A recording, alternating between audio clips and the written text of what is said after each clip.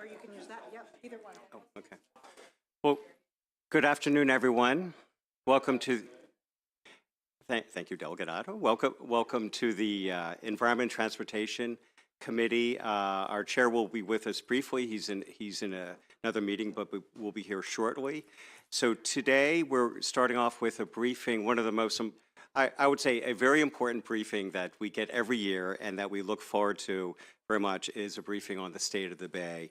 And we'll be hearing from first the Chesapeake Bay Commission and then secretaries and staff from Department of the Environment, Department of Natural Resources, and Department of Agriculture. And then also we'll be hearing from the Chesapeake Bay Foundation. So without further ado, I'd like to welcome up Mark Hoffman and Anna Kilias of the Chesapeake Bay Commission. Thank you, Delegate Stein, committee members. It's great to be here after COVID-induced hiatus. We really look forward to these opportunities to update the committee on the Chesapeake Bay restoration efforts. We know the significance of this issue to you and all of your constituents. For the record, my name is Mark Hoffman. I'm the Maryland Director of the Chesapeake Bay Commission. With me, I'm very proud to announce, is Anna Kilias, our new Executive Director. And Anna will have some comments at the end, but I've been given 10 minutes to go over 40 years of Bay restoration history. So I hope everyone is I may talk faster than I normally do. So let's get rolling. First, just a quick word about who I am and who we are, the Bay Commission.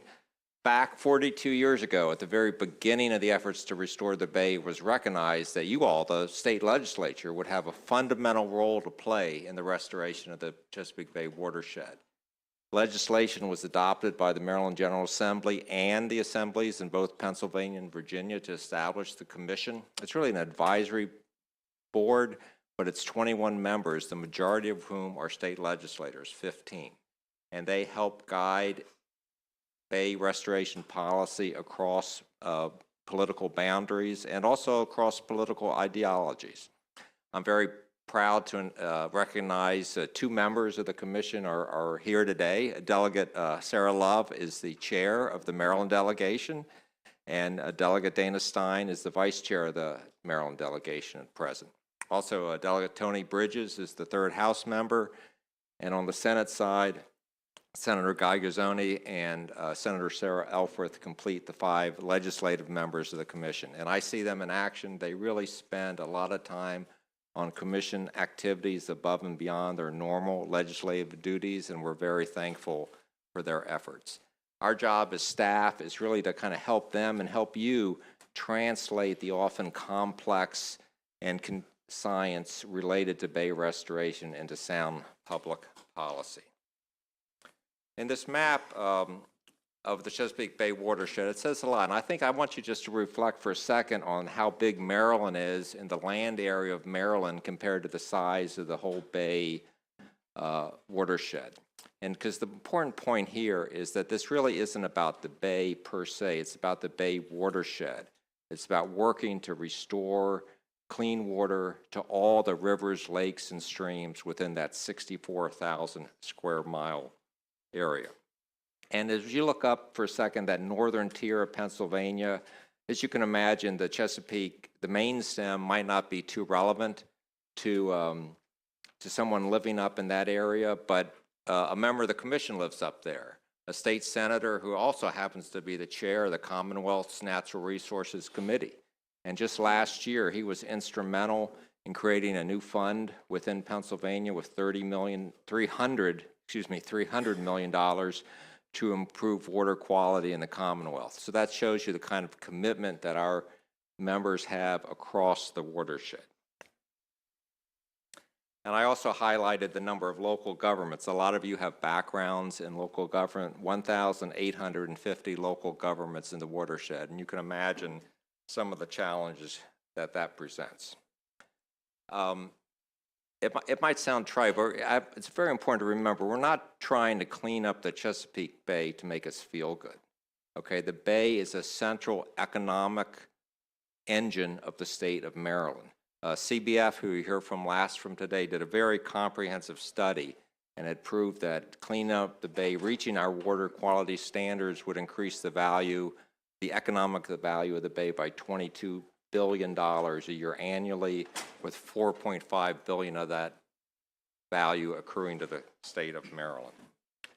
80% of our population relies on surface water for drinking and bathing. Few states in the country are as defined by water as the Chesapeake. As a lifelong Marylander, I'm going to go back to the words of Captain John Smith in 1608. I think they ring true today as they did then. Heaven and earth never agreed better to frame a place for man's habitation. That's how it was then. That's where we want to be now.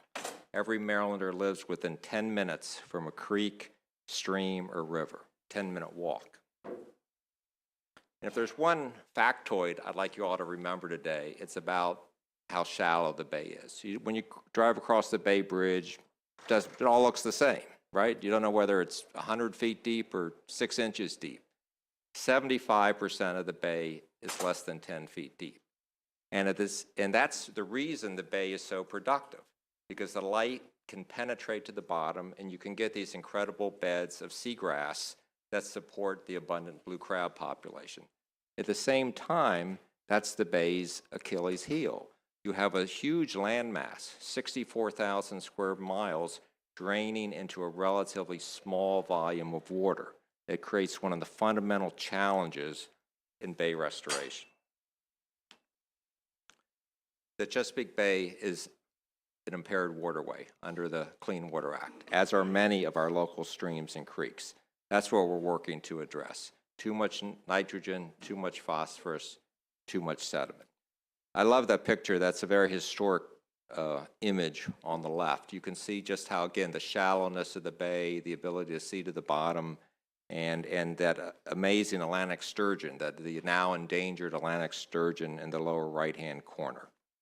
A great image.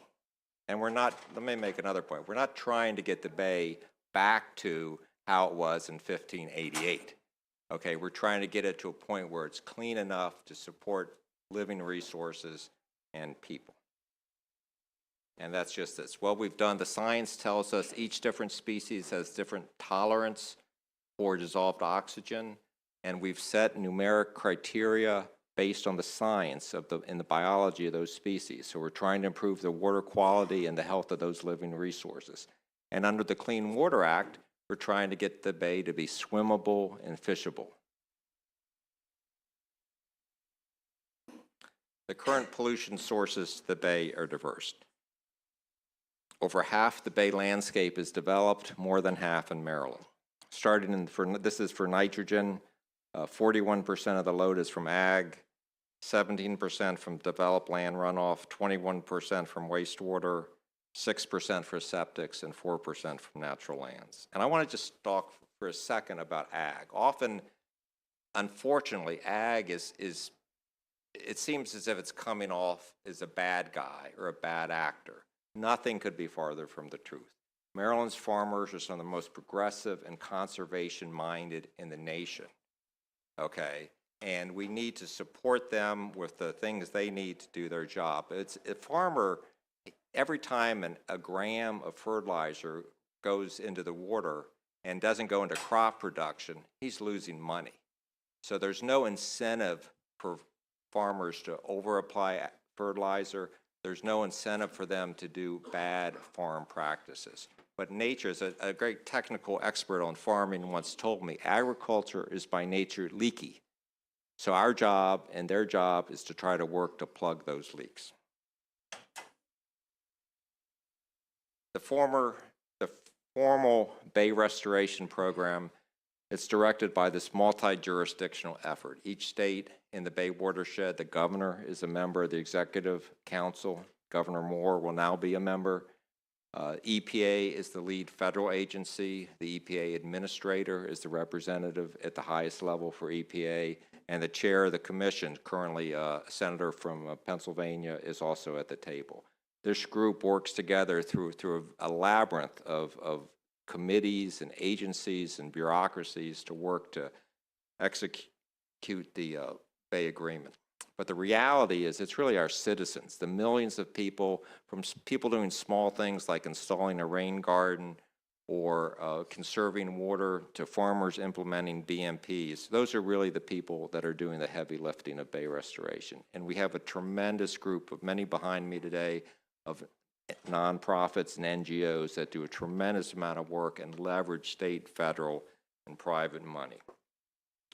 This is just a timeline of the many agreements related to the Bay. I'm certainly not going to go through those, although I will say that 2023 marks the 40th anniversary of the first Bay Agreement in 1983. And for those of us who were around back then, it doesn't seem, quite frankly, that long ago, but we've really made, and I want to emphasize this, we've really made a lot of progress in that ensuing time period, in those 40 years. And I'll detail some of those in a second. Since 2010, and you hear a lot about this, the focus of the partnership has been on the TMDL, the pollution diet. This is the scientifically determined pollution load that the Bay can withstand, but at the same time have abundant living resources. So we're not trying to eliminate every ounce of nitrogen and phosphorus entering the Bay. We're simply trying to get it down to a level where we don't have dead zones, we don't have areas that don't have oxygen. Because what happens in the summer, the enriched nutrients feed algae, the algae grows, dies, and it takes all the oxygen out of the water. And of course, we can't have life without oxygen. So the TMDL is more of a regulatory approach. For decades, a more voluntary approach was tried. The TMDL is a more regulatory approach to get to our goals. And I want to highlight two successes that we've had as a partnership. In 2015, we reached our goal for wastewater treatment plant reductions 10 years ahead of schedule. This body years ago passed the Bay Restoration Fund, which has provided hundreds and hundreds of millions of dollars.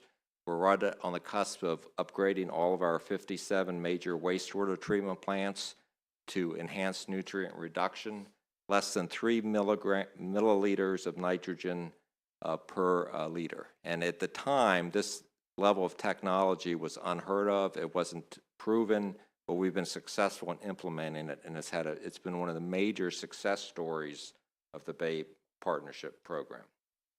And secondly, this doesn't get as much airplay, and that's a tongue-in-cheek word, but the Bay's airshed is 570,000 square miles, 9 times larger than its watershed.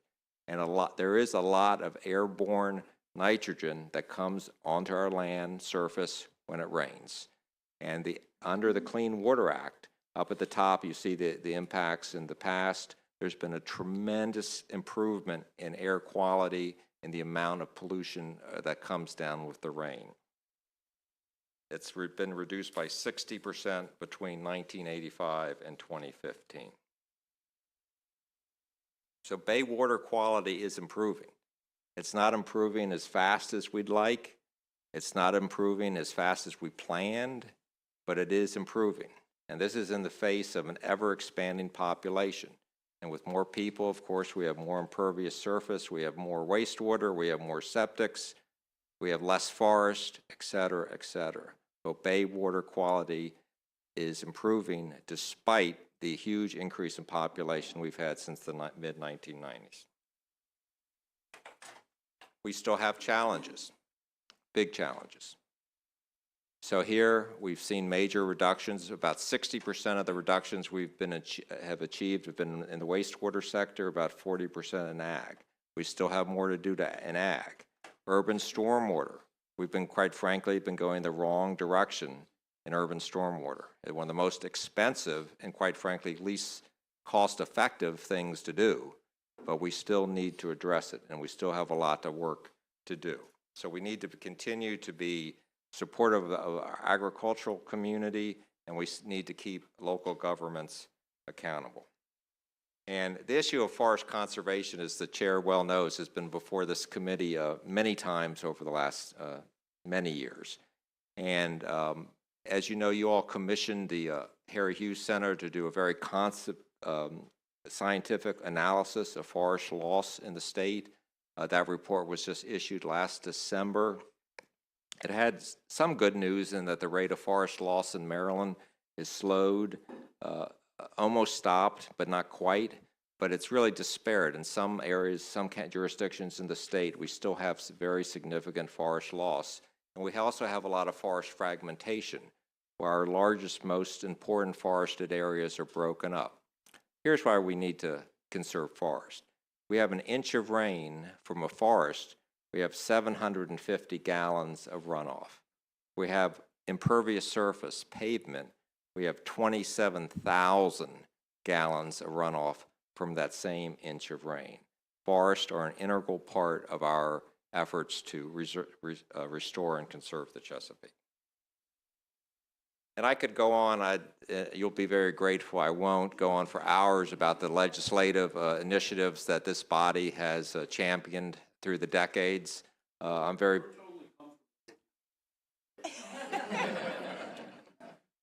I'm looking for the timer, I haven't seen it yet. But suffice it to say that this body has been a very active participant, just like it was suggested 42 years ago.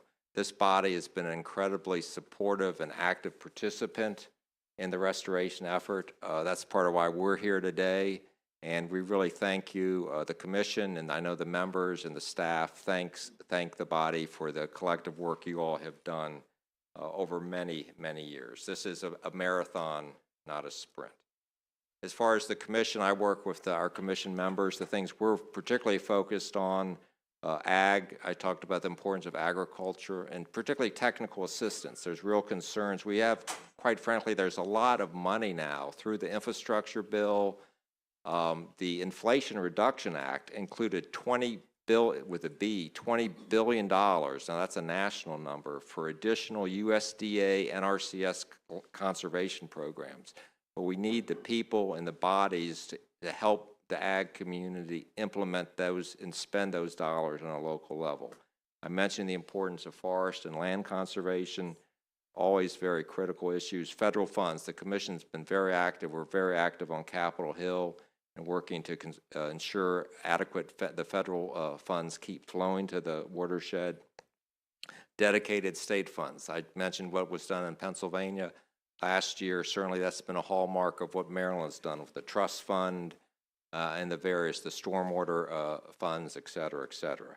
And I'd like to, the Executive Council within the last 2 years has adopted 2 directives, one related to climate and a second related to a DEIJ. And I think it probably shouldn't come as a surprise to anyone that the benefits of restoration have not been accrued equally across all of our communities. We know that, and that's something that we really need to do a better job at. And I think, I'm sure particularly the new administration will be very good partners in working to address that. And we're beginning to talk about post-2025. You know, the time doesn't stop then. What are we going to do? What are our challenges? How are we going to approach things post the 2025 deadline for the TMDL? So those are my comments, Anna. I'm going to turn it over to her if she has some comments for Mr. Chairman. Thank you, and thank you, Mr. Chairman. I will be brief because you have a number of experts to get to that I want to hear from as well. My name is Anna Kilias. I am the new Executive Director for the Chesapeake Bay Commission. I just came from Richmond, Virginia, where I was the Director of Advocacy for the James River Association, and previous to that, I was a legislative aide for Congressman Sarbanes in his DC office. I'm extraordinarily excited to get to work. I am looking forward to working with the Chesapeake Bay Commission's Maryland delegation and with all of you on supporting really strong policies for the Bay in the coming years. So thank you very much for the welcome. Very good. I've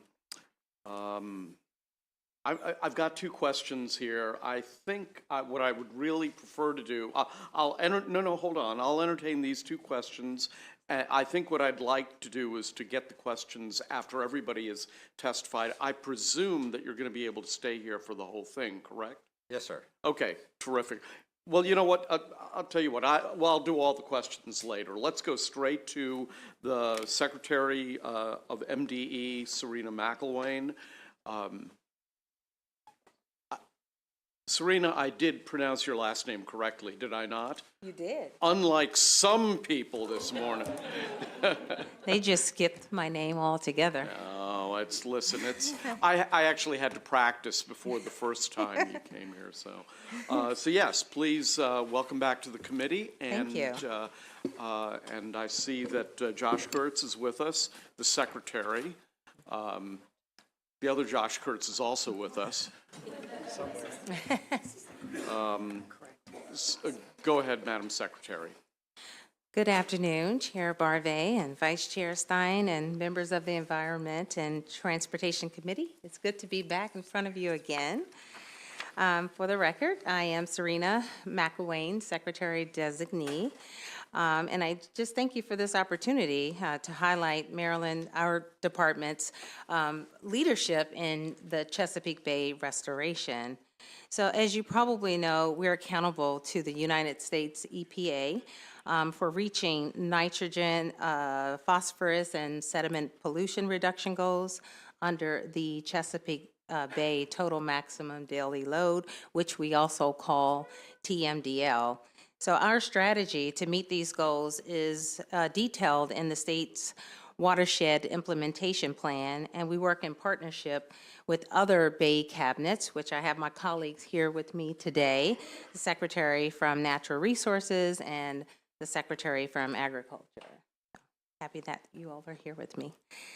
So achieving and maintaining a clean and resilient Chesapeake Bay is not something that state agencies can do alone. It is a partnership.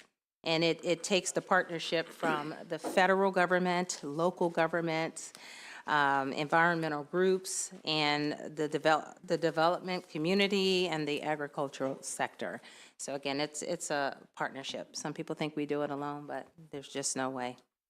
As someone born here in this region, I know how important the Chesapeake Bay is to our state and to me, and I intend to make sure that the Bay is healthy and thriving. So we can start with the slides. You can see that the accountability framework is to achieve our restoration goals, and it has several facets to it. The water quality goal is driven by the Chesapeake Bay TMDL under the Federal Clean Water Act, and it has its own accountability framework with regulatory backstops that is often overseen by the United States EPA. And the broader Chesapeake Bay Agreement goals to restore the Bay's habitats and living resources is implemented under a multi-jurisdictional agreement. In Maryland, and by the executive order, we have a Bay cabinet that oversees our Bay restoration efforts as well. And so the next slide is basically next slide. Okay, so where are we? We want to talk about where we are with water quality.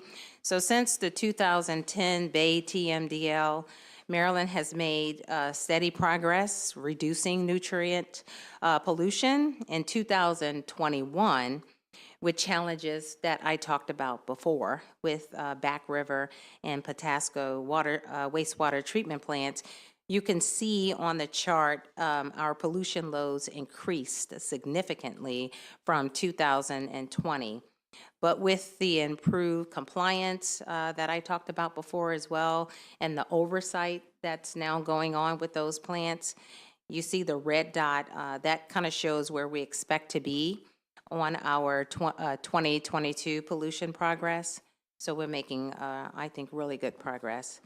The next slide is in terms of getting to our 2025 restoration goal. The left side of this slide, you see, it shows the current distribution of nitrogen loads to the Bay, and I'm showing you by the major source sector. On the right side, you can see where the Phase 3 implementation plan, the pollution reductions, they're really focused to achieve our 2025 restoration goals. You can also see, and I think the main point of this slide, you can see that the wastewater and agriculture are those two major sectors that can really start moving the needle towards those bay restoration goals that I've been talking about. The next slide, please. The wastewater treatment plants. So today, Maryland's investments in wastewater have yielded the largest nutrient reductions of any pollution source. The taxpayers here in Maryland, in partnership with our counties and cities throughout the state, we've invested over $1 billion in those plant upgrades to enhance nutrient removal technology. And so despite the setbacks that I talked about those two largest plants, our track record still shows that we can meet or really exceed the 2025 wastewater pollution goals. Slide 5, yep. Okay, so at our agency, at MDE, we're committed to a bay restoration effort that lifts up Maryland's underserved communities, which is important to me and one of my main priorities coming into this position. And at the same time, we're making our bay and neighborhoods more resilient and safe in the face of the climate-driven extremes that we are experiencing. And we're laser focused on permitting compliance, funding efforts to modernize wastewater and stormwater infrastructure, including advancing the green and blue infrastructure like trees and wetlands that provide pollution reduction and community amenities that increase our resiliency and make communities more livable. We also want to create and foster water workforce development opportunities for all Marylanders to participate in this restoration economy. And we want to continue to lead in implementing innovative and impactful solutions to Conowingo pollution and its ecosystem impacts through state-level actions that we've been doing for the last couple of years. And that includes the water quality certifications that we have and the Bay Program partnership actions like the Conowingo implementation plan that I talked about. Slide 6. So by the numbers, since 2004, our Bay Restoration Fund has totaled nearly $2 billion in investments, not only to our wastewater treatment plants, but to upgrade the septic systems as well and plant cover crops on farms. The slide gives you a detailed breakdown of those investments in the wastewater and green infrastructure. Next slide, please. So the BRF ranks projects for funding according to their overall pollution reduction, but also takes into account the public health benefit, compliance-related needs, and our focus on providing environmental justice and climate resiliency benefits. It also funds operations and maintenance of our wastewater plants, pay for success approaches in the Clean Water Commerce Act program, as well as the Tree Solutions Now Act. Next slide, please. And this is the last slide. So lastly, we also have our state revolving fund that recently got a real boost in funding from the Infrastructure Investment and Job Acts. The SRF, which is what we call it, provides very, very low interest loans and loan forgiveness programs as well, which is more important than ever now with the current inflationary pressures for both clean water and safe drinking water infrastructure. And the monies from the SRF are also targeted towards dealing with emergent contaminants like PFAS. And it also it includes providing technical assistance to communities and partners. And that is it for my presentation. So I thank you for the opportunity to share our Bay restoration perspective. And now I will hand it over to Secretary Designee Addix to talk about Maryland's agricultural efforts. Thank you very much, Secretary Designee. We've got a few more days of saying that. Hopefully only a few more days of saying that. Good afternoon, Mr. Chair, Mr. Vice Chair, and esteemed members of this committee. Kevin Addix with the Department of Agriculture, and I'm here thrilled to talk about our department's programs related to the Bay. A significant amount of our energy and effort and funding go toward programs that are reducing pollutants and frankly, encouraging farmers to do things that work very well for the Bay and work to the Bay's benefit. First thing I'll say is that MDA and the 24 soil conservation districts are trusted advisors to these programs and these goals and to the farm community. Expanding our programs and staff to provide this needed assistance to the state's diverse and diverse in so many ways farm operations, all to meet our 2025 goals. To deliver these programs, we have staffed up and recruited 44 of 53 new positions. We're working on those remaining positions. As you heard from our presentation earlier this week, vacancies are a problem, and we're working to fill those. The impact of our work can be seen on the infographic to the right. Increasingly, we are developing new programs to leverage co-benefits beyond nutrient reductions, including healthy soils, mitigating climate change, equitable program access. These are all top priorities for MDA. Next slide, please. Thank you. Maryland farmers are, as I mentioned before, the original environmentalists. And a key role of MDA is to track and report the history of these environmental actions back so that policies can be made and we can continue to trumpet what the ag community is doing and encouraging the full credit that the industry deserves. A few highlights. Number one, high compliance with our nutrient management regulations, including the PMT. We have a 6-member field assessment team that re-verifies the presence of conservation practices installed over the decade. To date, staff have verified nearly 20,000 practices, and a practice could include whether or not a farmer is active in the cover crop program, whether or not a farmer has implemented the proper buffers.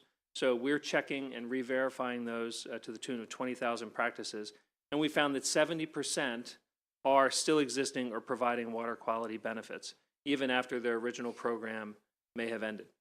Staff also identify practices that did not receive cost share, but can still be counted toward our WIP, which is Water Implementation Plan goals. And we create partnerships to better inventory conservation among our small equine and dairy operations. We are using a whole farm approach for this work. That includes being at 81% of our goal for acres under a farm conservation plan and proactively looking for ways to maximize co-benefits. Next slide, please. And then finally, as we draw toward 2025, we need to stay closely aligned with our federal partners on funding opportunities. There are incredible stories to tell, and I encourage each of you to see our newest video series that is in the link that you should have. And here's the take-home message. Maryland farmers remain committed to bay restoration, but reaching the goals requires robust state support, lots of voluntary programs, and working to keep farms profitable. As I mentioned earlier this week, our number one goal as an agency, top line outward goal, internally we're going to staff up. Externally, we have to make farms profitable, because when they are profitable, they will do and continue to do everything that needs to be done, and even more so, to protect the Bay, grow more food, educate our community about agriculture, and on and on. So with that, thank you very much for the opportunity. And I turn it over to my soon-to-be formally appointed, confirmed brethren to your left. Well, he's Dan. definitely been formally appointed. That's Well, happened. formally, We nailed that one down. I mean, the ID works, so yeah. Okay, yeah. So we're sure about that. But Josh Kurtz. Yeah, thank you very much.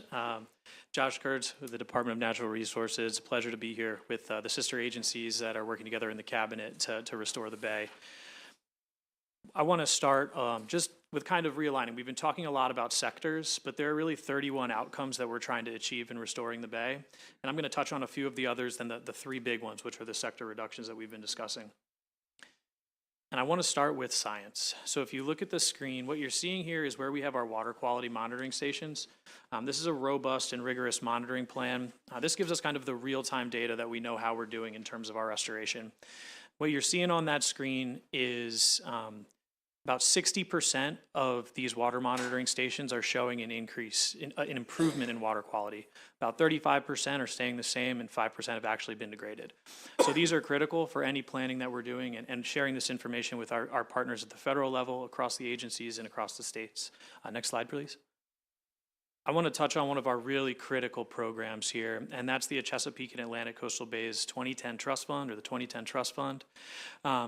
It's a very important program because it allows us to get projects onto the ground. And these projects aren't projects where it's just DNR going out and putting things in places. They're developed by working with local governments, community organizations, the NGOs, and identifying solutions to local problems while also keeping in the broader context of improving clean water.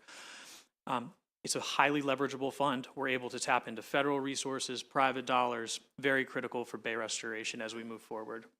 And it's funded through motor fuel and car rental taxes. Next slide, please. At DNR, we're also, like our sister agencies, kind of implementing an entire government approach. And really what that means is coordination and partnership. What you see on the screen is several different programs and several different funding streams that we're actually able to align. One thing we hear often is how difficult it is for local communities and different groups to get grants and do things like that. So what we've been doing at the agency is streamlining the ability to package these funds so that we can get bigger, more impactful projects onto the ground, and ones that look beyond water quality. They look at things like access to outdoor space, to building resilience to climate change, tackling flooding, really thinking about kind of I think we used to call them co-benefits, but I think now it's just equal benefits of these programs. Next slide, please. The great thing about these the projects we're putting on the ground, especially when it comes to natural infrastructure, is it gives us additional climate benefits. That could be sequestration if we're planting trees and marshes. It could also be increasing resilience for local communities from erosion with living shorelines. These solutions to water quality also provide us a benefit in the climate space and an opportunity to align more funding streams and solve more problems. Urban heat island effects, things of those nature, all across the state, right? So this could be in urban, suburban, rural communities. DNR is the chair of the Adaptation and Resilience Working Group. We're the Maryland Climate Commission, and we're working with several partners on that through that body. Next slide, please. I want to laser in on one of our key ways that we're tackling clean water in a distributed manner, and something that we owe a thank you to this body for the 5 Million Trees program and several of the other programs that have come in place for us to be able to plant trees. Again, this is another program where we're working closely with communities and making sure that these trees are going in the places where people want them, and they're targeted to places where we're getting the best water quality benefit. And the Harry Hughes Center study and the new data sources are really critical for that. Allowing us to really know where we have missing gaps, where we have poor health, forest health issues, and we can do some plantings and restoration in those spaces. Next slide, please. One thing that people, I think, often overlook when we think about Bay water quality improvement and protection is land preservation. We heard about how the changes in our landscape have really impacted water quality. Protecting what is really critical habitat is really important. Not just for water quality, but for recreation, for our species, for habitat. And so land preservation does play a critical role. We're about 84% of the way to our goal that was established in 2002. We're using kind of cutting edge, national leading approach to target these spaces that we're protecting to make sure that it's the highest value lands that we're protecting and to give us the best, again, you're probably gonna hear me say this over and over again, nexuses of climate and habitat and clean water. Next slide, please. Another key tool for improving water quality is improving and increasing the number of oysters and mussels that we have in the bay. And we've been talking about keeping nutrients out. These are filter feeders that can actually remove them from the water column and help improve water quality. They also create habitat, they're delicious, and they're an incredible opportunity for our economy as well. Next slide, please. Fisheries management, now we're talking about the bay water quality here, so you're probably thinking, why are we talking about fisheries? Well, fisheries, as we heard earlier, the economy is such an incredible reason, an important reason that we're working on bay restoration. Our fisheries are a major part of that. Another reason that we're so interested in our fisheries is because it's such a tangible way that people connect to the resource. It gives us an opportunity to educate, an opportunity for people to go out and enjoy. So we want to make sure that our really critical, our cultural resources are preserved as well through our clean water work. At the bottom, I also just want to flag for you invasive species. This is a major concern in the bay right now. We have blue catfish, we've got flathead catfish, and we've got snakehead. So these are invasive species that are coming in and really having impacts on our blue crabs, our striped bass, and something that our administration will be focusing on in the near term because we are getting to a critical point in this juncture with the invasive species in the bay. Next slide, please. Now I think, I don't know if we're gonna, do we just to take this or we're gonna, okay. So we put our heads together and we came up with some opportunities that we see moving forward. Obviously, the unprecedented amount of funding, new opportunities to finance projects through the Conowingo WIP, through working with co-benefits, looking at private markets, incentives along those lines. The Conservation Finance Act obviously opened up a lot more opportunities for us to leverage things like the 2010 Trust Fund, with a wide range of different funding sources to get greater outcomes. And then at the bottom, I think this is definitely DNR's, aquaculture and oyster restoration being critical from an economic and water quality perspective. Next slide, please. Although we do have several challenges, climate change being one of them, increasing the amount of fresh water, the temperature of the water, making it much more difficult just to do the job. The continued growth of our impervious surface areas without treatment, a state workforce that we need to increase and reinvigorate to meet these goals. Making sure we're holding all the jurisdictions accountable to the goals that we've set forward across the watershed. Improving the monitoring network. I started with that slide. It's something that we created in the 80s, and we can definitely improve on. We're looking at federal funding and other things along those lines. And then looking at new science, new technologies, and how we can adapt that to have the biggest impact in load reduction. And I believe that's it. Thank you very much for the time. All righty then. So I believe the last presentation is going to be from the Chesapeake Bay Foundation. So why don't we call them up, and then we will go straight into our impertinent questions. No, they're not impertinent.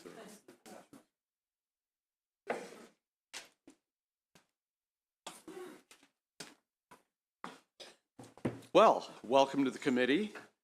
I guess I have Eric Fisher and Matt Stegman, correct?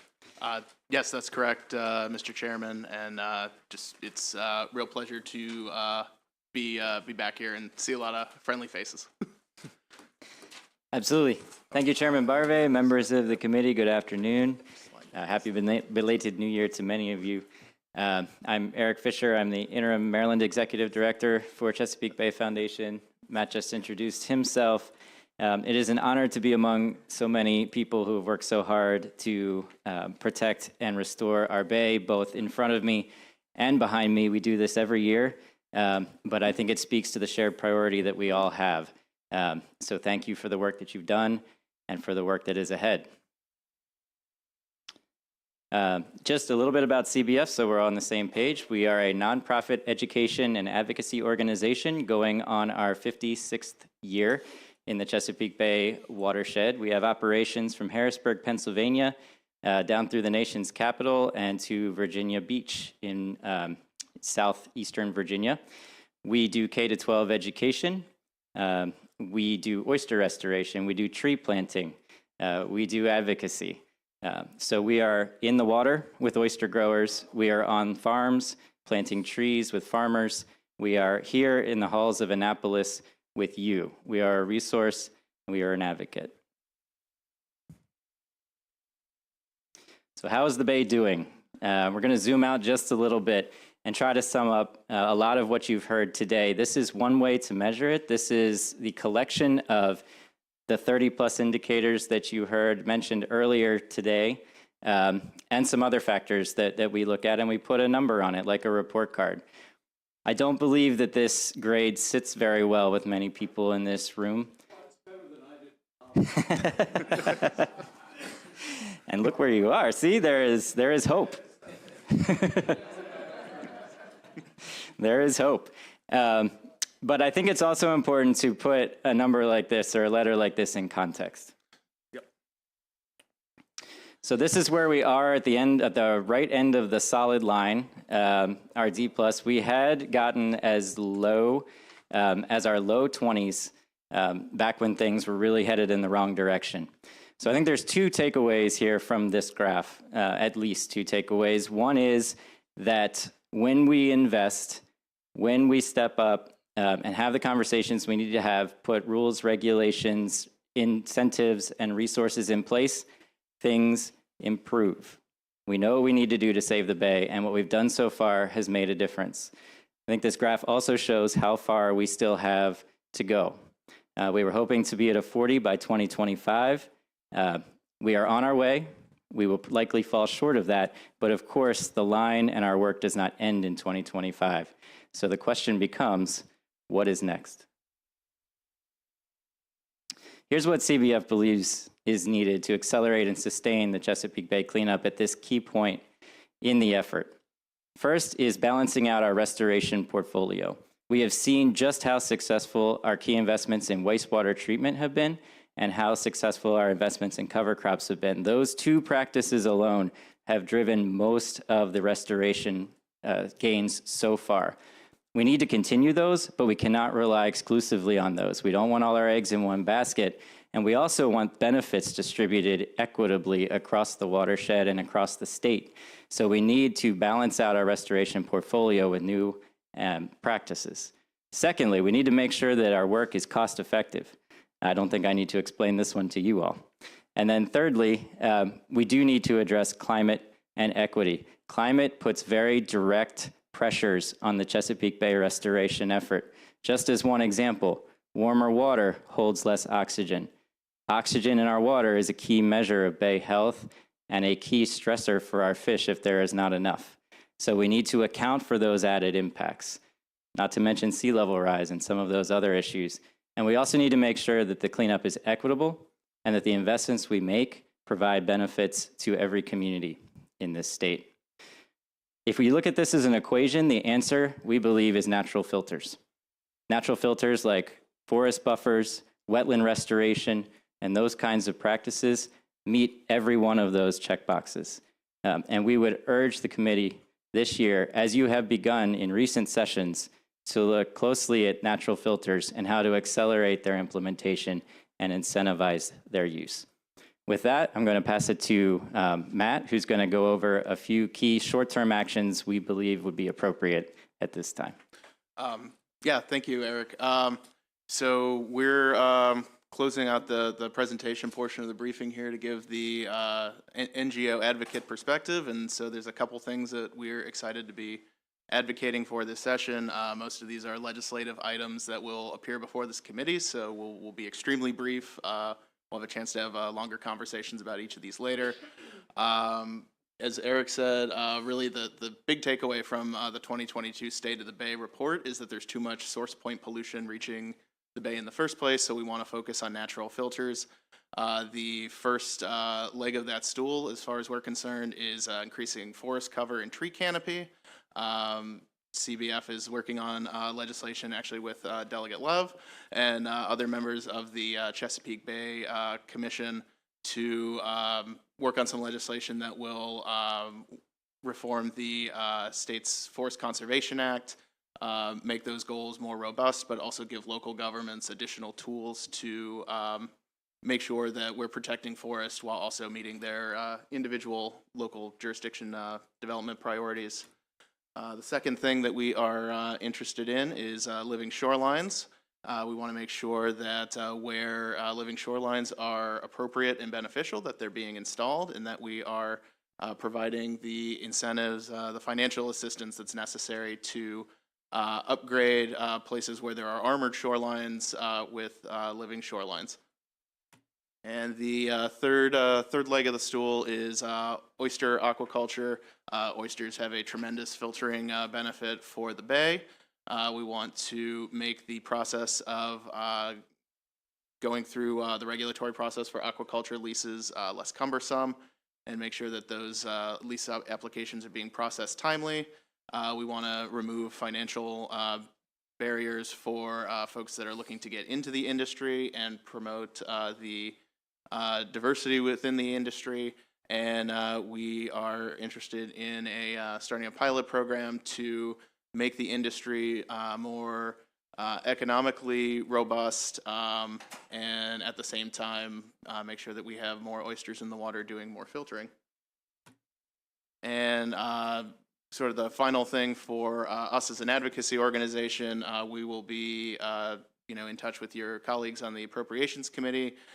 There are some really key investments that were included in the budget submitted by Governor Moore, and we're very excited about those opportunities. Those include the Bay Restoration Fund, the Chesapeake and Atlantic Coastal Bay Trust Fund, program Open Space. You heard about those from panelists previously. There's additional enhancement. There's enhanced capacity for permit writing and enforcement for stormwater permits. It's been a huge problem that there's a massive backlog of those. We're excited to have that issue addressed. And there was funding included for a survey of the bottom of the Chesapeake Bay so that we know what actually is down there. And that will be very helpful in a number of policy decisions that you all will need to make over the next several years. So on that note, as advocates, we want to be partners with you, with our state agencies, with other advocacy groups that are interested in the health of the Bay. We hope that you'll consider us a resource.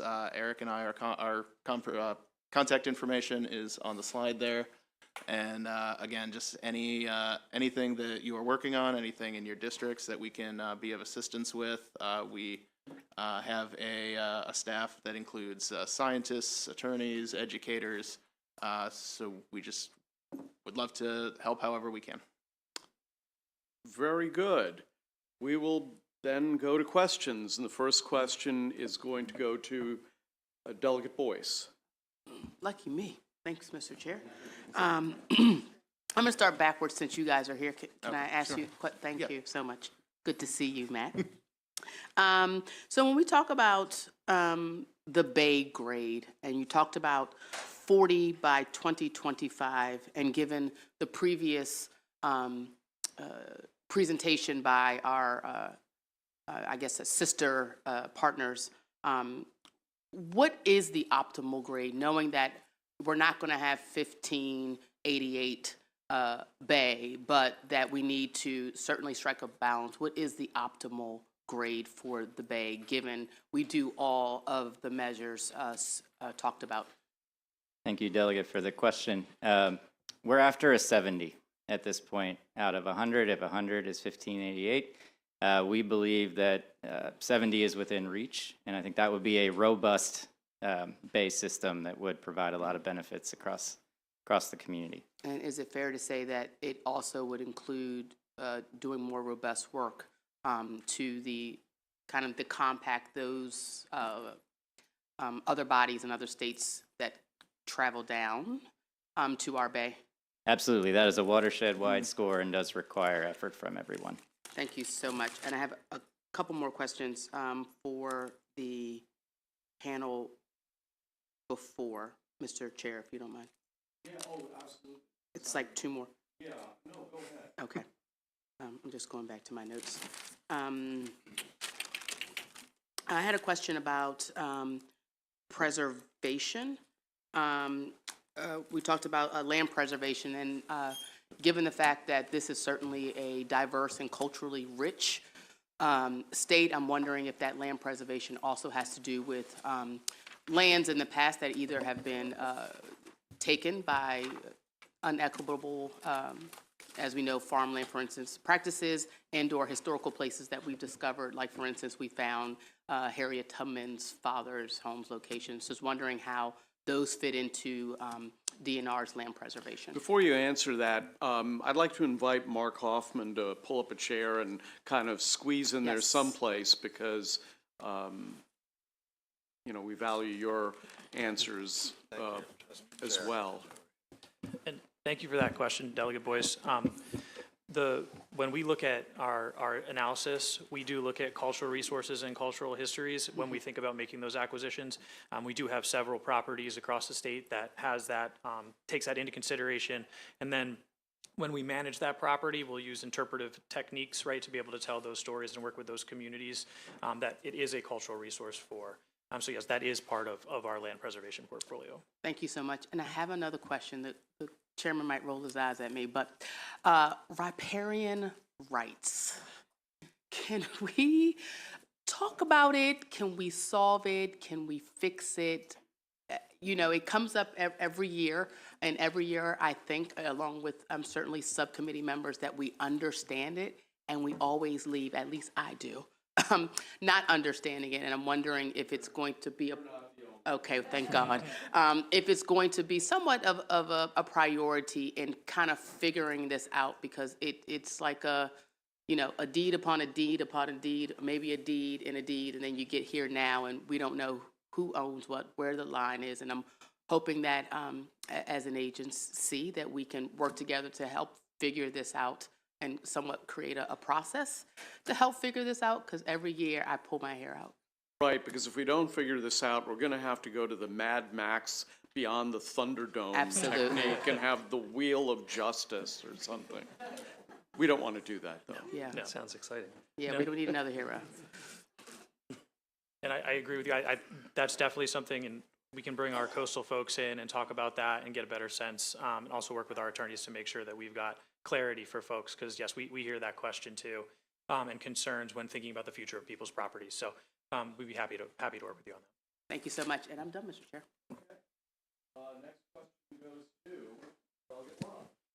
Thank you, Mr. Chair. I have two questions, if I may. My first question is for Secretary McElwain. It's our understanding that the state is close to reaching an agreement, a settlement agreement with EPA related to the litigation over the enforcement of the TMDL in non-compliant states. Is that Correct. true? Yes, Great. that's true. I met with Region 3 administrator last week, and I asked, where are we? And they are right in the middle of getting it settled. I was happy to hear that. I think I'm meeting with him again next week to get more details, but that was the first question I asked him on our meet and greet. Wonderful. We're getting wonderful. there. Glad to hear that. Yes. And if possible, I would just ask that either the Chesapeake Bay Commission and/or this body be briefed on the settlement when you can talk about it. Absolutely. Wonderful. Absolutely. Thank you very much. Thank you. Mr. Chair, one more question, if I may. I'm going to show my my stripes as a former litigator. Mr. Chair, may I ask Betsy Nicholas to come up for a question? I know she's here to answer questions. Oh, yes. Wonderful. Thank you. I saw you sitting back there, so I thought I'd take advantage of it. I understand that you were one of the lawyers in the successful lawsuit over the Conowingo. Can you tell us what's going on with that? Yes, thank you, Delegate Love, and I'm sorry that Delegate Jacobs is not here right now. I know he's a fan of this topic. Yes. But we had a difference of agreement on the law, and that was clarified by the court, whether or not the water quality certification needed to be included in the FERC license. It's clarified. We're really looking forward to working with, and the court said, yes, that needs to be, that's sort of summarizing court stuff here, but basically, yes, since there was a certification, it needs to be included going forward in the FERC license. So they invalidated the 50-year license, and it's back really in MDE's court. We're looking forward to working with and supporting Maryland Department of the Environment on this now that that legal issue is clarified.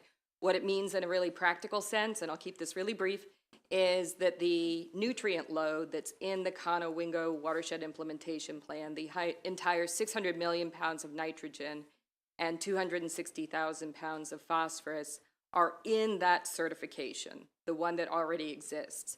So difficulty about funding the Conowingo WIP, that has changed rather dramatically, and Constellation is the new name for Exelon. Constellation Energy is really going to need to put up here and do a lot of that nutrient removal as well as fish passage. And so we're hoping that a lot of the bay work that's a little behind can really be accelerated with this court decision. And really looking forward to working with the new secretary and the staff to get this moving and also ensure that we can keep the progress already made over the past couple of years by requiring the Federal Energy Regulatory Commission to keep that work in the year-to-year licenses. Got it. Thank you. Thank you, Mr. Chair.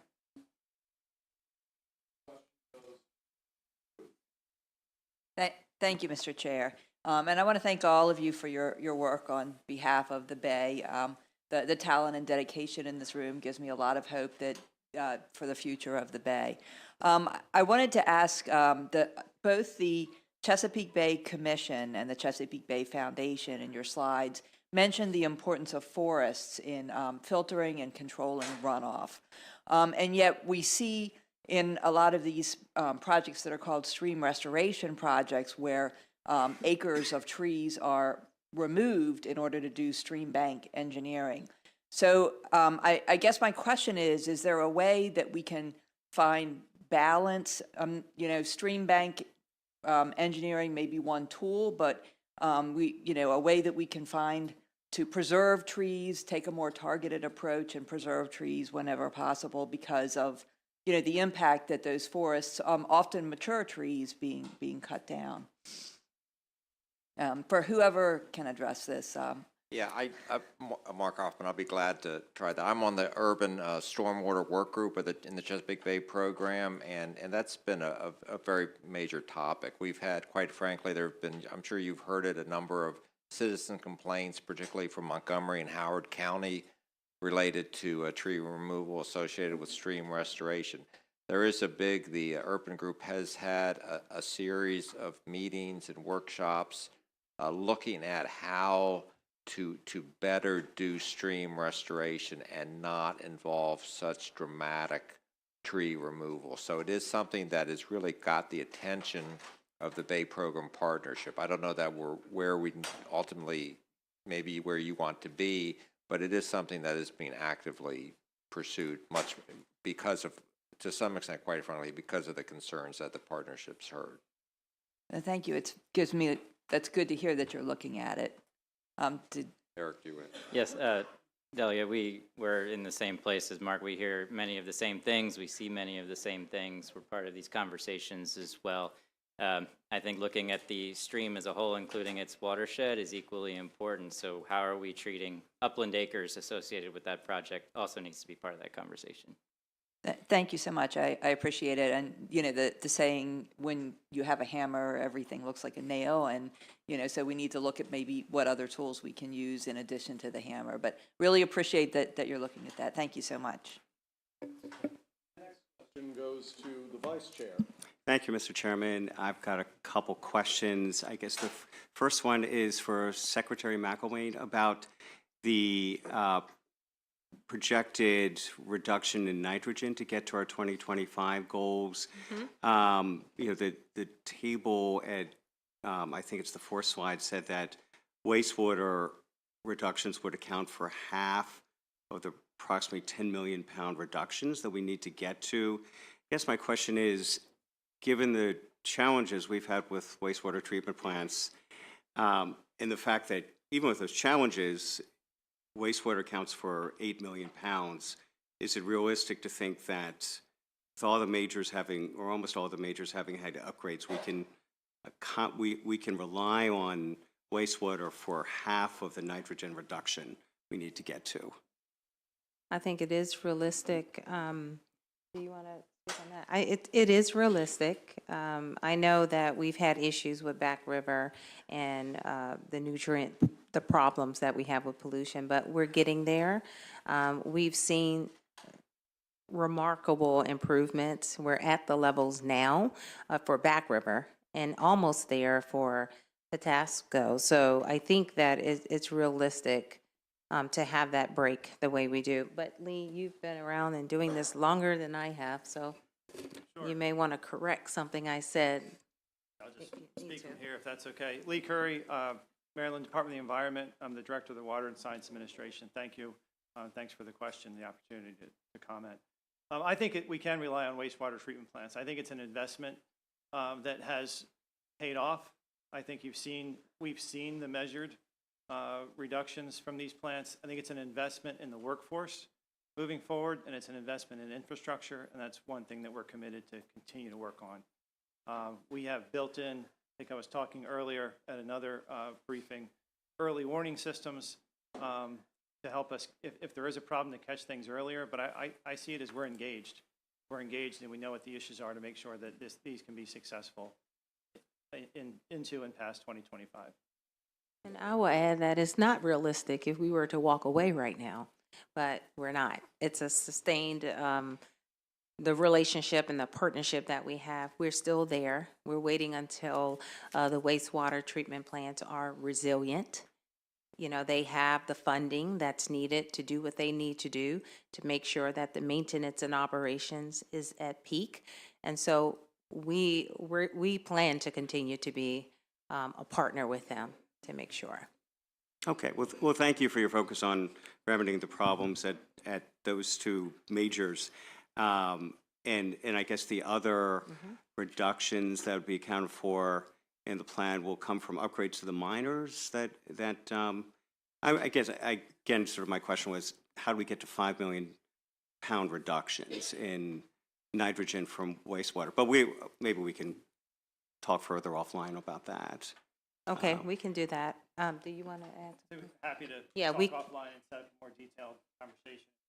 Go through those numbers. Great, thank you.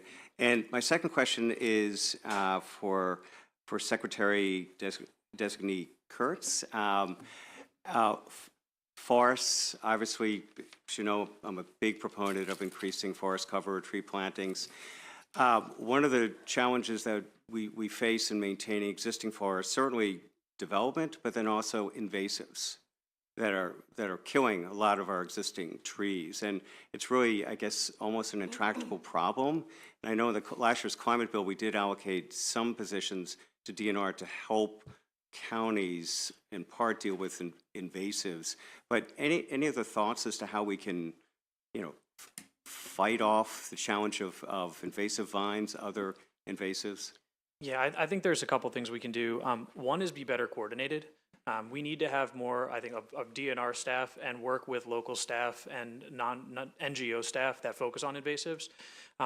They are a really big problem, right? Just like the pollution sources that are distributed, so are these invasive species. So we need to have more people.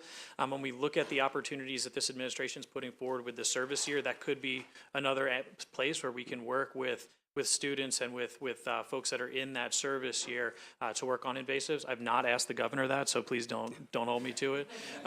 But there are opportunities. We have the Conservation Corps. There's several spaces where I think we could pull more capacity to the issue, because a lot of it, frankly, it's just getting out there and pulling the stuff out and then making sure that it's not coming back. So having healthier forests is also going to make us more resilient to those invasives in the future. So again, I think it's a focus on removing and then a focus on healthy forests, so that we can kind of keep the invasives out. Okay, thank you.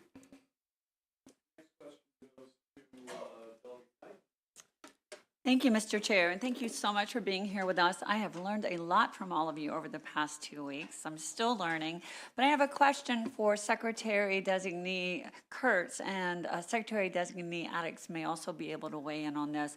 I appreciate you sharing the DNR monitoring station map, and it looks like there's been great improvement overall. I am concerned, however, that in my particular area on that map, it indicates that there's either no trend at all from when you began, or there is degradation of the water quality in those areas.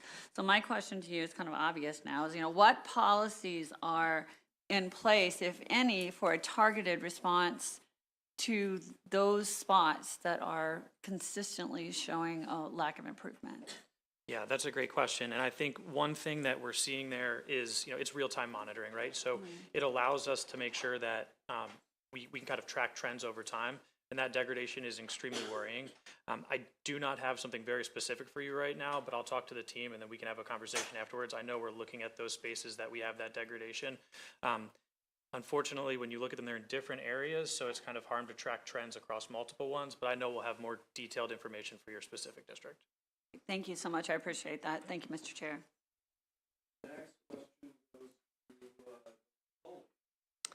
Thank you, Mr. Chair. My question is one of, I need some technical help. I'm not as familiar with some of these terms and metrics. So I guess my question is for Mr. Hoffman and the Commission, but anyone can answer it. And it's about TMDL. And really, I have two questions. The first is, so how, I assume that TMDL is a goal. Okay. Yes. And so then how is that determined? How do you how is the goal set for the maximum daily load? Right. So going back to that, I had an illustration about the oxygen levels for the various living resources. So we know scientifically how much oxygen various species need to live, and we know the impacts of the pollution, the nitrogen and phosphorus, on algae and on water quality. So it's basically it's modeling. So you'll hear a lot about this, the Bay model. In some circles, it's despised. In other circles, I mean, it is a tool. The way to think of the model, it is a tool to help us approximate what we know in the best science that we know about water quality and how the bay works from a water chemistry perspective. So the modelers, they know the volume of water and it's measured, all the monitoring stations that are so important. So it's using those tools to figure out how much inputs, how much pollution can be input and still not have a negative impact on water quality. That's simply the simplest way I can describe it. Okay, thank you. And as a follow-up, if I may, Mr. Chair, so I assume that does it change? Like, is it re-examined on a regular basis? Yes, the model is, I mean, we're currently on phase 6 of the model. Okay. They're working on phase 7, so it's changed over time. But the important thing, for example, is that a lot of these numbers are normalized, because one of the biggest determinants of water quality is the flow. So if we have a year with high rainfall, the water is cleaner, because there's a greater volume. Conversely, if we have a drought or small amount of rainfall, there's relatively higher levels of pollution. So over time, to get to our goals, the scientists normalize these data to basically model an average year. So we're really focused. We're focused on the long-term trends, not the annual year-to-year variation. That we would never, that wouldn't work. So we're focused on these long-term trends, like Josh showed in the monitoring diagram. Okay, thank you. And then one more question, if I could. You had, a chart that showed the pollution from various sectors. How do you, I know you have monitoring stations all around the Bay, as you demonstrated, but how do you determine what portion of that pollution comes from which sector? Right, so there is part of the Bay program, there are scientific studies to look at, the scientists have gone out and looked at a field of corn. And if you apply a certain rate of fertilizer, the University of Maryland approved rates, what's the leakage from that acre of corn versus what's the leakage from an acre of suburban, of an acre of suburbia. So they're actual determined estimates of the loading for each of these different land use categories. And so that's what feeds into the model. So we have pretty good numbers about how much pollution is leaving the landscape for all of the major landscape categories within the Bay watershed. Thank you, Mr. Chair. Mr. Chair, could I make just a follow-up comment on the TMDL? Just in terms of water quality standards, that's really the critical part for setting the TMDL. It's based on the being fishable. We want to make sure that those fish survive. One of the responsibilities of the department is to look at those water quality standards every 3 years. They're actually under the Clean Water Act. So we have water quality standards throughout the state, and all of the waters of the state, the bay, the rivers, the reservoirs, that describe what would be fishable, swimmable, whether it's dissolved oxygen, whether it's bacteria levels. So there are multiple TMDLs throughout the state. The biggest TMDL in the nation is actually the Chesapeake Bay TMDL, which we hold in Maryland. But just to provide a little bit of background, and it's kind of like a pollution diet in terms of, you can have a certain amount of nutrients, but too many don't allow you to reach the clean water goals. You're welcome. Thank you, Mr. Chair, and it is great to have all these cabinet secretaries here today to address this really important issue. So my first question is about the grading system for the Bay. So we heard from CBF, I believe it was, that the current grade is a D+, but the University of Maryland Center for Environmental Science said just last June that the Bay's grade was a C+. And UMCES also showed grades for the major watersheds that feed the Bay, and many of those rivers have very low grades, D or lower. The river that runs within 5 to 10 minutes walking distance of my home, the Patuxent, got a D-. So could you describe how the Bay is getting these different grades and say a little bit more about those major tributaries, including the Patuxent? Well, we had, that question comes up a lot, and we had actually had a session, maybe Delegate Stein or Delegate Love remember, at a commission meeting fairly recently, where we had there's actually there's a third grade out there as well, where we had representatives of each of the organizations come and talk to the members to try to kind of parse this issue and explain the differences. And their difference, I mean, Eric and CBF outlined there, I can't speak to the details of UMC's gradings schematic. I think the important thing there is sort of what is the benchmark? Delegate Boyce asked a great question. What's the passing grade? So in the CBF model, a passing grade is a 70. In the UMC's model, the passing grade is sort of the restored Bay would be 100. So they're trying to get to a higher point, which means where we are now, we're farther up the scale. If you understand what I'm saying, I see the chair wincing. That's a hell of a curve Not exactly, to be yeah. grading on. Yeah, Indeed. yeah, that is quite a curve. So we could, I would be more than happy to provide the committee. We had a series of presentations on this issue, and I would be more than happy to provide the committee with that information. I just think, and I am not suggesting it's anyone's intention, but we cannot sugarcoat the grade of the Bay. We need to know really what it is. And I don't know about the rest of you, but I'm a parent, and I certainly don't like to see my kids coming home with D grades. That is nothing to crow about. And so I hope we don't ever think that that is the case. My other question to Mr. Kurtz is about the DNR tree planting that you talked about. So can you clarify whether any of that is attributable to the Tree Solutions Now Act that we passed in 2021 with a goal of planting 5 million trees over the next decade? If it doesn't involve that, can someone say what the current status is of the Tree Solutions Now Act? Yes, so there's multiple pieces to that. So at DNR, we're looking at, there was the creation of a commission that put together a plan. It was the agencies to plant trees through some existing programs and some new programs. So at DNR, we are planting trees in rural and kind of suburban communities. The Chesapeake Bay Trust gets funding to plant trees in our urban areas, and that's a grant program as well. There's also the a CREP bonus to help plant trees in rural areas.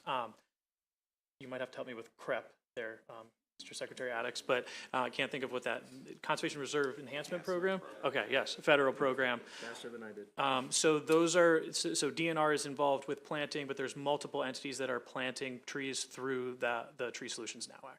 And has the planting begun in urban areas? I believe that the Chesapeake Bay Trust first round was opened, it was oversubscribed, and they're putting trees in the ground now. Okay, if you could keep us informed about that. I know there are a number of community groups in my district, and I'm sure in all of my colleagues' districts, that were interested in getting involved in that when that law passed, and just haven't heard much about it since then. Happy to do so, and I believe I'll check with the agency. We were working on a report from that commission to see if it's out in draft, but I'll follow up with you on that. Thank you, Mr. Chairman. It's out. So.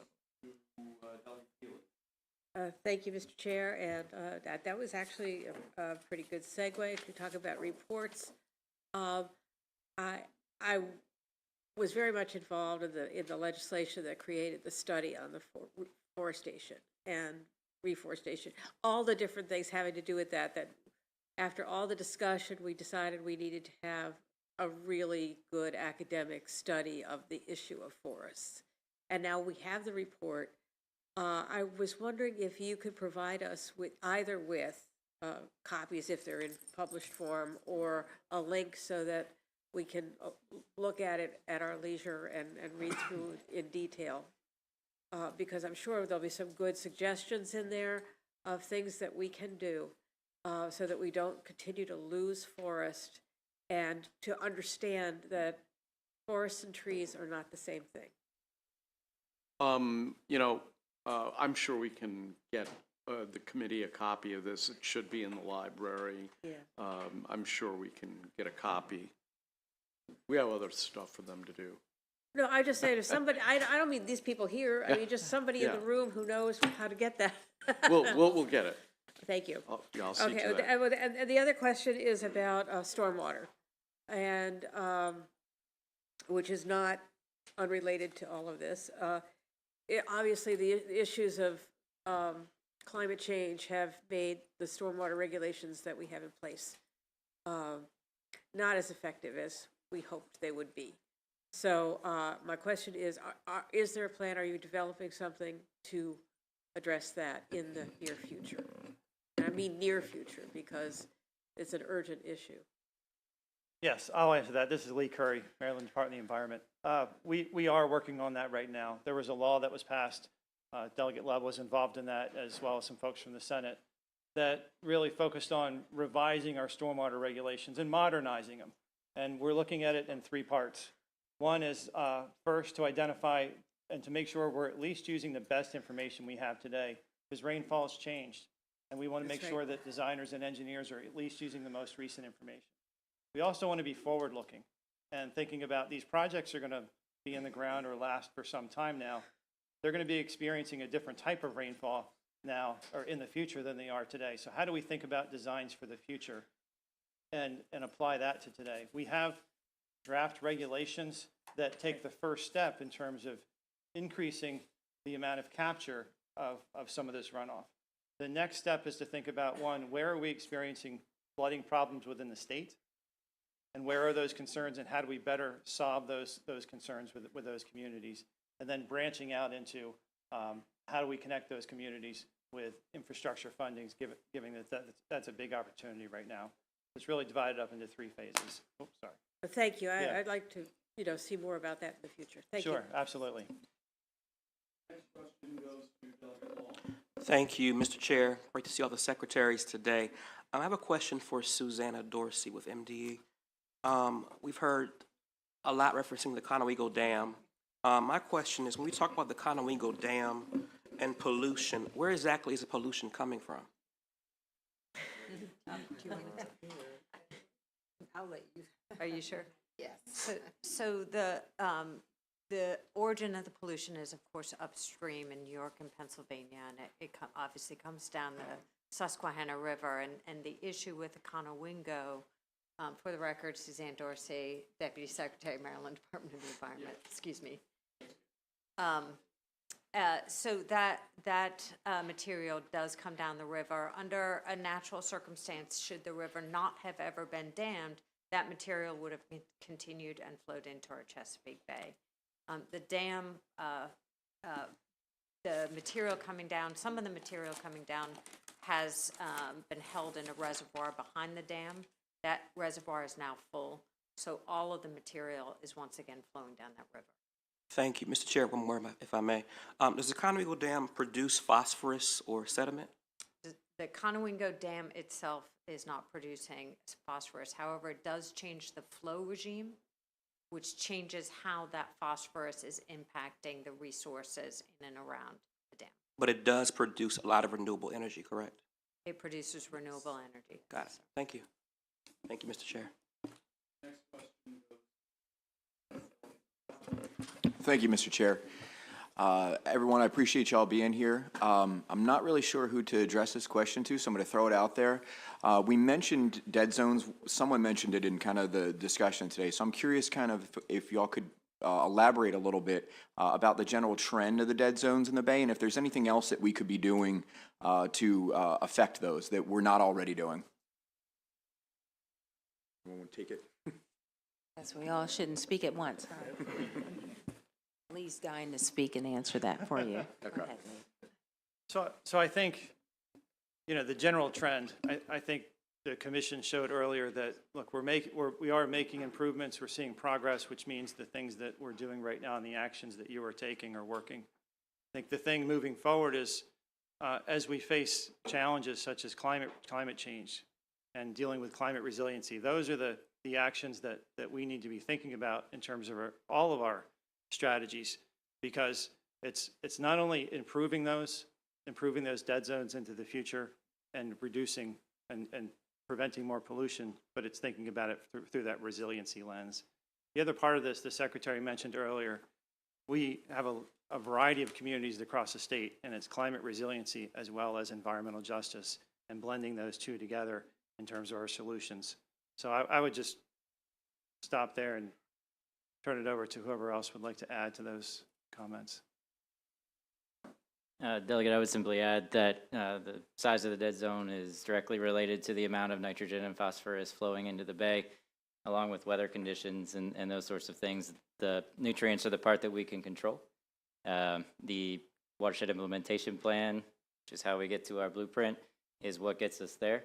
But then after 2025, we need to make sure that those solutions are sustainable. So the more we invest in projects like natural filters, wastewater treatment, and those kinds of things, the smaller that dead zone will appear over time. Thank you, Mr. Chair. I have a few questions before I recognize the others who have hit their buttons. In the, I think it was Chesapeake Bay Commission, you had a slide where you apportioned sources of pollution by percentage, 41% to ag. And my question is, was that only pertaining to the state of Maryland or the entire watershed? No, that was the entire watershed. Okay, so I'm not going to put you on the spot, so you don't have to answer this question because you represent all of the states in the watershed. But I would like to know, I mean, we are constantly, there are people who want to be critical of Maryland farmers, and I don't share many of those criticisms, but I think it's pretty clear that there's a big difference between the large efforts that are undertaken by Maryland farmers versus the relative lack of effort by farmers in Pennsylvania. So I'm not going to ask you to apportion it by state. I'm not going to ask you to do that. But the question I do have is, with the federal funds that have been appropriated over the Biden administration, how much of that is being directed to Pennsylvania? Because clearly the state of Pennsylvania is not really doesn't appear to be that interested in appropriating money to clean up their act. Is the federal government helping? Well, I'm sorry, you missed the beginning of my presentation. I did notice last year the Pennsylvania legislature created a Clean Streams Fund and funded it with $300 million of, I will say, federal money, but it's sort of a down payment. So they are taking, and the members of the Pennsylvania legislature that are on the commission take their responsibilities very seriously. I think the important thing is we need to focus for them, not so much on the Bay, but on the watershed and on their local streams and creeks. And so, yes, they are behind compared to Maryland or Virginia. There's no debating that. But there is, we've worked very hard to bring new federal funding sources to the watershed and focus on Pennsylvania. There's now a big chunk of the EPA Bay program goes to what's called the most effective basins, and most of those most effective basins are in the Commonwealth. There's a tremendous amount of energy. There's two counties, Lancaster and York counties. There are more cows in Lancaster County than there are in the state of Maryland. But there's a tremendous amount of effort and energy. And the senator from Lancaster is on the commission. He's also now chair of the Pennsylvania Senate Appropriations Committee. and he was pivotal in enacting the bill last year to create this Clean Streams Fund. So there's a lot going on. Is it enough? You know, are they going to meet their goal? No, they're not.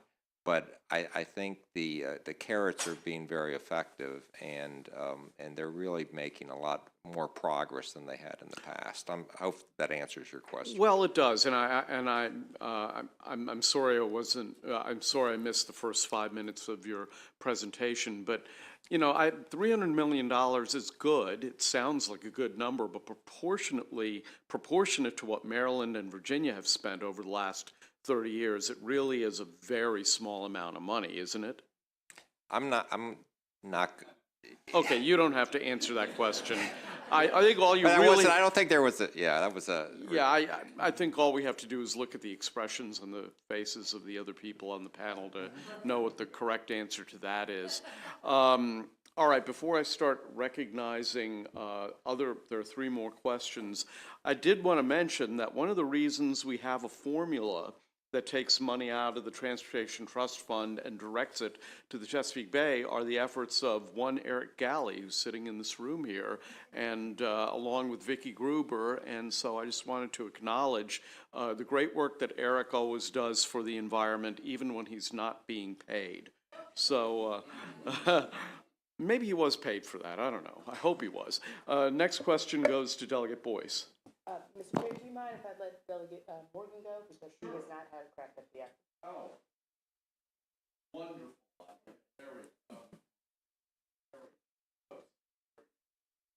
Can't find me, that's a good thing. There I am. Thank you, Delegate Boyce. Maybe a crazy question. A storm event happens in the Northeast. The Susquehanna River Basin floods. Who makes the decision to open the Conowingo gates, and how do you measure the short and long-term effects once all that stuff starts pouring down the river into the bay? Wouldn't that be, yeah. So there are certain formulas that Constellation has in terms of when to open and close the gates, and that's in part based on the safety of the dam itself, making sure, you know, that water is moving through in a responsible way. The other piece of this is when there's not a storm, or even when there is, there's certain ways that our water quality certification, our certificate and conditions, help in terms of how fast and slowly you turn on and off the water. So that's a critical part in terms of making sure that that downstream aquatic habitat is protected.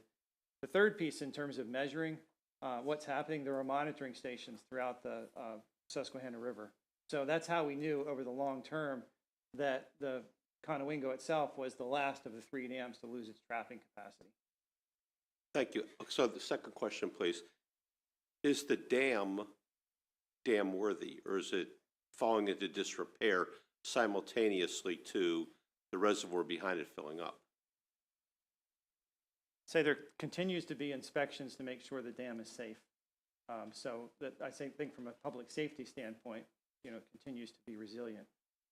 The issue is the sediment that's built up behind the dam that hasn't been able to pass through, and there's 2 parts to that. One is it's lost the capacity to trap sediment and pollution that it was doing before, and 2, it has just the presence of the dam has significantly impacted the river itself in terms of the ecology of the system. It created a blockage, and now you've loaded up pollution behind the dam that if a storm event did come through, it has the opportunity to then scour that event, or scour that sediment and move it downstream. Very different than how a natural river system would work. Thank you. You're welcome. Thank you, Mr. Chair, and those were great questions, Delegate Morgan. And I actually do wanted to follow up with Delegate Long's question, actually Delegate Morgan's questions, and then Delegate Healy's questions. But I just want to be clear. Well, first of all, I want to thank Constellation, because we did have an opportunity to tour the Conowingo Dam, and we did have the opportunity to see somewhat of the small hauling production of having to remove the gunk behind the Conowingo Dam. But I just want to be clear, or make sure I understand, or we understand, that the license was vacated, but the settlement remains. If whoever can answer that question, yes or no? That is true. Okay. I'm done, I'm good. Okay. My next question I want to go to is Delegate Healy's question, which I think is relevant in that trees and forests are two different kind of things. And we do have a lot of overgrowth in a lot of places where folks would call a forest. And even with kind of a mitigations and wanting to stop deforestation, wanting to know, even with those overgrowths, would they still be kind of counted as a measure for sequestration? Do we keep those anyway, or do we decide that those get cut down? I wanted to kind of get your feel about that, because it is a big thing now, right? We have some quote-unquote forests in Baltimore City that are actually just overgrowth, which are very lovely, and we're definitely probably going to keep them, maintain them, but as it relates to management and upkeep. Well, I can say that both are important. And I think we Absolutely. need to look at both of them. For tree canopy is important for a variety of reasons that are urban areas. Mhm. And then thinking about a forest, which is basically a different ecosystem. Absolutely. And both, in terms of the department's stormwater permits, we require restoration to occur. So we require that fix these older areas. And one of the ways that we can do this is through natural filters, which is one thing we work to incentivize. And both tree canopy is one of those practices that the city, for example, or a county can credit towards its restoration requirements under the department's permit. And what are your thoughts about this idea that I've heard about the fact that a lot of our trees right now across the state, in order to kind of bring up more trees and seedlings, actually need to be cut no? Okay. And then my last question goes back to the grading again. And just respectfully, isn't it so that different organizations have different measurement tools that would cause us to have different gradings for the Chesapeake Bay? Delegate, yes. Yeah, Okay. That is I'm correct. just, because it is, I mean, to Delegate Layman's point, all these different grades, it's like, who's telling the story, but it sounds like the story depends on the individual organization's personal or organizational goals. Yes, there are certainly different measurements that Thank you. that each. Thank you so much. If I may, on Yes, tree sir. canopy, thank you. I think the question about forest versus tree canopy, sir. that question is even conflated in state code right now, Mhm. where our state forest goal directly references no net loss of tree canopy. Right. And that is a short-term priority that we would bring to you to sort out, because, as Mr. Curry stated, both play an important role, but those roles are distinct. I appreciate that. Thank you so much. I mean, I think it's fair to say that these grades are subjective, aren't they? I mean, it's not like getting a D in, in a philosophy course. Chairman, I would not go that far as a representative of CBF. Oh, sure. We are based on science, but I think what the delegate raised is that depending on the metrics chosen, those grades may vary. Well, but that's the subjective part, by definition. I'm not saying that everything is perfect. Obviously, I'm not saying that. Matt Stegman, do you want to respond to that? Yeah, thank you, Mr. Chairman. I think your point is well taken about, it's not so much about what the individual grade is. I think the common theme between our State of the Bay report, other reports are out there, is that we need to make more progress and we need to make it faster. I mean, I think the way I have always seen it in the last 8 years being chair of this committee is that we need to go farther, but things aren't hopeless. I mean, I don't, unfortunately, when you're a member of this committee and you're running for re-election, if you're a liberal member of the committee, you will have people biting at your ankles saying that you're getting a D+. And that's not helpful to the Democratic members of my committee. Just saying. Because we do a lot of good work, and really in some statistical way, for all the Democrats and Republicans on this committee, the great work that we do should be highlighted, because it's unfair for this committee to just have a D+ hung on its neck. Next question goes to, and it was a rhetorical statement, Delegate Love. Mr. Chair, I'm going to follow the gracious example of my colleague and turn it over to Delegate Jacobs, because he has not yet asked a question, and then I'd like to ask my question. Thank you. Wonderful. So the obligatory reference to the Conowingo Bay follows. Thank you, Mr. Chairman. Conowingo Dam. I'm so sorry I missed the briefing today. It's one of my favorites of every session, but unfortunately I was sentenced to judiciary for purgatory, we call it, for an hour and 15 minutes, but I made it back just in time, thankfully. So Am I the person who sentenced you to that? I'm not saying a word, Okay. Mr. Chairman. Obviously, it had to be someone up there, but I'm not sure who. But anyhow, we did a good job, I'll have you know. Right, Delegate Holmes? Anyhow, my question, because I didn't hear all the briefings, but very a huge concern is over the proliferation of the blue cats in the Chesapeake Bay that are really causing, I think, one of the biggest problems going forward in the Bay and in many areas. So over the past very few years, the cats have really become very predominant in the northern bay, which is very concerning, especially during spawning season. When the rockfish are spawning, they seem to have developed a taste for the egg, the rockfish eggs, which is very concerning. And I see on the fishing reports that the pool at the Conowingo, that these cats are in there, and you can catch them certain times of the morning, you know, you can really catch the blue catfish and yada, yada, yada. So we know they're there. They're everywhere. My question is there any evidence that any of these blue catfish have gotten up the ladder above the dam to where we may have a problem above the dam and not necessarily the pool from below the dam? See how great it is when you ask? I've been trying, Mr. Chairman. Who would like to take that one on? My staff is checking on it at this very moment in time. I can follow up with you. We did highlight blue catfish in the impacts to the fisheries, but not that specific question on Conowingo. But we've got staff checking on it right now, and I can get back to you, although I heard. They've shut down the fish ladders each of the last spawning seasons, so no fish go up because of the invasives. But so that means nothing. We're not getting any fish.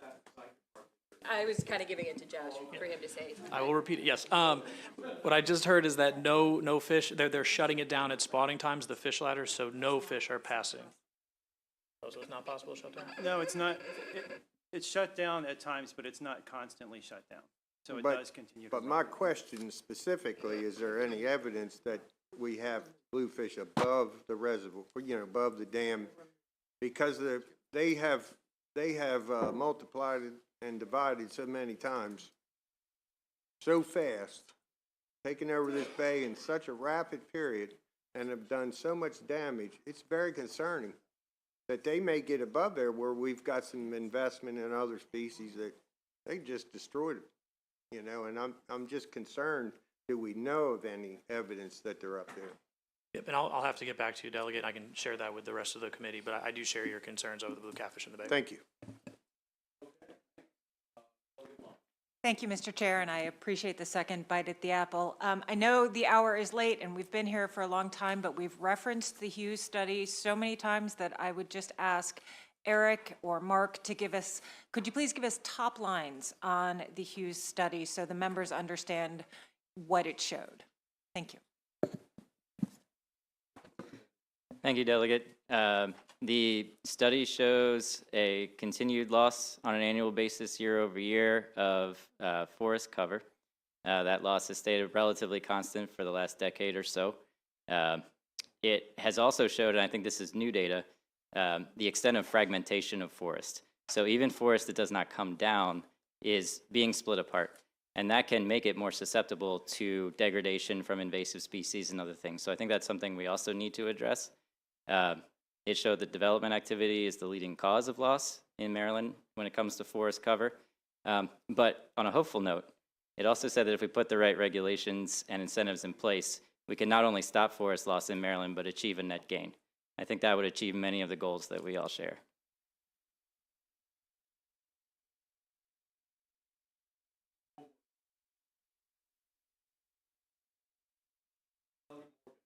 I'm going to defer across the room since we're playing the delegate first game. Thank you, Mr. Chairman. Is there a predator to the blue catfish? I may have missed that. You are. We are.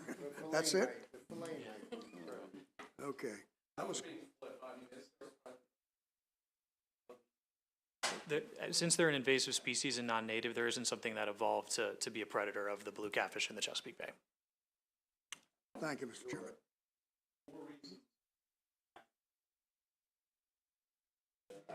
Coming your way. Thank you, sir. Back on fish. Menhaden. We know that if you're on the sports fisherman world down, particularly in southern Maryland, where I come from, the menhaden population is decreasing based upon the overfishing commercially for oils and things like in Virginia. Are we doing anything with the state of Virginia to, quit the exploitation of the menhaden so they can be moving up into the bay, a little bit more into the rivers for the sport fishermen? Because eventually, the way it seems going now, the menhaden population is going to, wither away, net by net, for lack of a better word. I'm going to turn this over to someone with a PhD really quickly. So I'm an MBA, so it's good. It's not the kind of introduction you want. Dave Gosselin with Department of Natural Resources. The menhaden issue is a very sensitive issue, as you alluded. That's managed through the Atlantic States Marine Fisheries Commission, of which Virginia, of course, is a member along with us.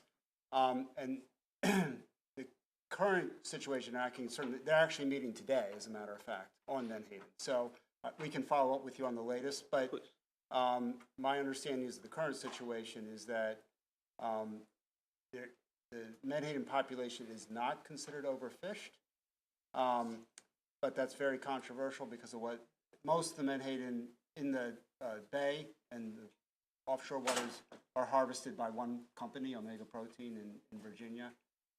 So I'm being very cautious because that answer may be different based on the meeting that just happened today. So we can follow up with you. I appreciate that very much. Thank you.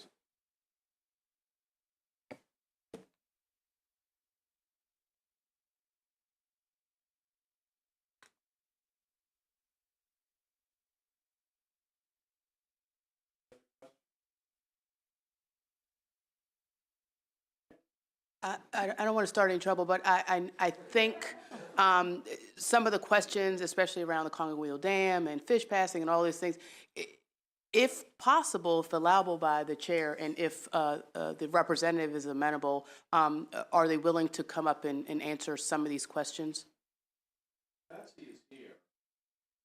Is Constellation also here? I mean, who can answer some questions? So I don't know, Mr. Chair. It's up to you.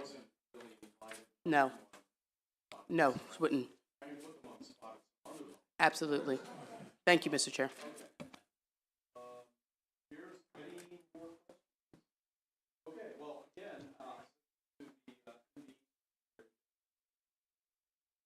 This is a committee that likes to engage and get into the details on these issues, and so we look very much look forward to working with you on these and all the other issues. And so, since there are no further questions, we'll end the briefing portion of today's activities, and we need 2 minutes to set up for the public hearing. So don't go far.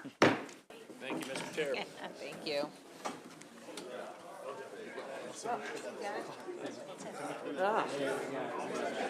Get trapped up here. So Jay had a picture of some guy with a dam saying,